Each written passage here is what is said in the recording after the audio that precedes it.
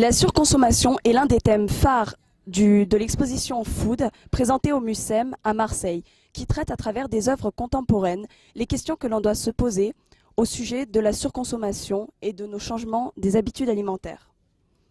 Ainsi, depuis les années 50, la population des pays développés a commencé à adopter une attitude de surconsommation. Cela désigne une consommation excessive, c'est-à-dire que le niveau de consommation excède les besoins réels. La surconsommation des ménages et le développement des villes font que les ressources naturelles du sol sont chaque jour un peu plus exploitées. L'augmentation de la production de déchets est une conséquence négative également. Alors que les pays en développement souffrent de la faim, les pays développés, eux, profitent de la surconsommation et du gaspillage des déchets qui accroissent les inégalités. La surconsommation a un terrible impact sur l'environnement, ainsi que sur la santé des hommes qui peuvent contracter certaines maladies. Les ménages sont poussés à consommer par la publicité omniprésente. Ainsi, la surconsommation liée à nos habitudes alimentaires est un enjeu de notre siècle. Comment peut-on subvenir aux besoins d'une population qui ne cesse d'augmenter si nous continuons à gaspiller et épuiser nos ressources ?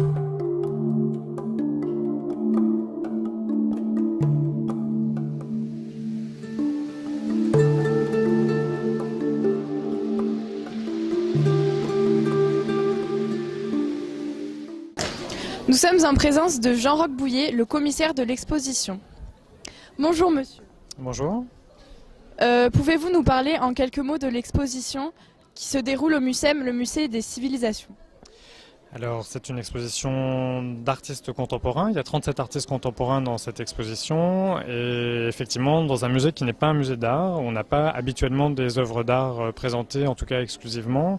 Et notre idée c'était plutôt d'aborder un sujet de société, un vrai sujet de société, la question de la nourriture, de notre rapport à l'alimentation, mais à travers le regard des artistes contemporains. Pourquoi avoir choisi The Onion de Marina Abramović pour illustrer cette exposition ? Alors le choix d'un visuel pour une affiche d'exposition, c'est toujours quelque chose de très compliqué, surtout dans une exposition où on a 37 artistes comme ça qui représentent cette thématique. Donc il y a des tas de discussions entre nous, quelle est l'œuvre qui va le mieux représenter l'exposition. Et il nous a semblé que dans The Onion, il y avait beaucoup de choses qui parlaient de différents aspects de cette exposition.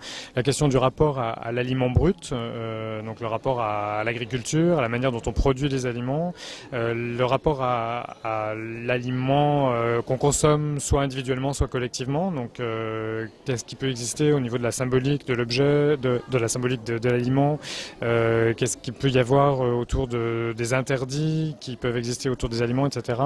Et puis, le troisième aspect qui est présent dans cette œuvre, c'est cet aspect lié à notre mode de consommation aujourd'hui, la surconsommation.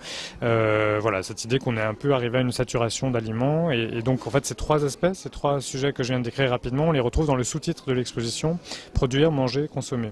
Donc il nous semblait qu'il y avait vraiment ces trois aspects dans cette œuvre-là et c'est la raison pour laquelle on a fini par la choisir comme visuel de l'exposition. D'accord. Nous avons ciblé plus particulièrement notre reportage sur la surconsommation. Nous avons choisi deux œuvres, The Onion de Marina Abramović et Supermercado de Eduardo Sur. Pouvez-vous nous en parler en quelques mots ?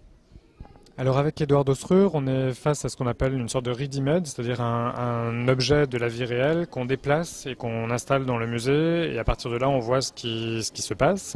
Et je crois qu'il y avait vraiment dans le travail d'Eduardo Sur cette idée d'une critique ou en tout cas d'un regard distancié par rapport à la circulation des objets, au flux des objets qui circulent à travers le monde et donc un regard particulièrement critique sur la grande distribution, la manière dont on consomme les aliments aujourd'hui à travers ce qui est une sorte de point commun de beaucoup de sociétés aujourd'hui, qui est ces rayons de supermarché. Donc ce qu'il veut dire par là, c'est attirer notre attention sur le fait que dans les supermarchés, il y a 40, 50, 60% des produits qui apparaissent dans les supermarchés, qui sont jetés à la poubelle, pour des tas de raisons, parce que le packaging ne convient pas, parce que les carottes ne sont pas droites, parce que les pommes ne sont pas séduisantes, etc. Ça, ce sont des données que nous connaissons tous. Enfin, on a tous lu dans les journaux ou écouté à la radio le fait que la grande distribution génère une grosse masse de produits jetés.